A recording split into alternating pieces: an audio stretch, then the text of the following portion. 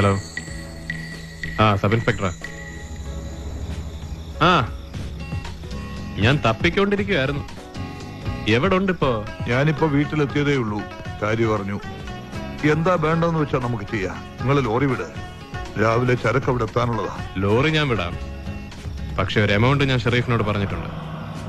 10 പൈസ അതിൽ നിന്ന് കുറയല്ല. ഒന്ന് ഇതുവരെ വന്നാ നമുക്ക് കാര്യങ്ങൾ സെറ്റിൽ ചെയ്യാം. എന്തേ?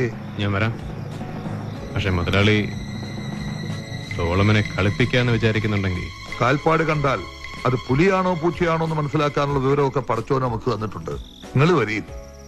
നേരും നിറയും ഒന്നുമില്ലാത്ത ബിസിനസ്സായത്. അതെനിക്കും അറിയാം, നിങ്ങൾക്കും അറിയാം. ജയിക്കാൻ എന്ത് വഴിയും നോക്കും. അതിന് ഇന്ന വഴിയെന്നൊന്നുമില്ല. പക്ഷെ തോറ്റു എന്നുറപ്പായ പിന്നെ കളിക്കാൻ നിൽക്കരുത്. അത് മനസ്സിലാക്കാനുള്ള ഒരു സാമാന്യ ബുദ്ധി ഉണ്ടാവണം. അതാ ഓനില്ലാണ്ടായി പോയത് എന്റെ ചെക്കന്. ഇതാ 25 ലക്ഷം തികച്ചുമുണ്ട്. നേരത്തെ ചോദിച്ചപ്പോ 5 തന്നിരുന്നെങ്കിൽ ഇപ്പൊ 20 ലാഭമായനെ. പറഞ്ഞിട്ട് കാര്യമില്ല. 25 തികച്ചും പോണമെന്നായിരിക്കും അറയ്ക്കൽ അബൂബക്കർ ഹാജിയുടെ വിധി.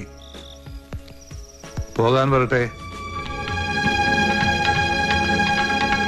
നമ്മൾ ചെയ്യേണ്ട കാര്യം നമ്മൾ ചെയ്തു. ഇനി നിങ്ങൾ ചെയ്യേണ്ട കാര്യം നിങ്ങൾ ചെയ്തിട്ട് പൊക്കോളി.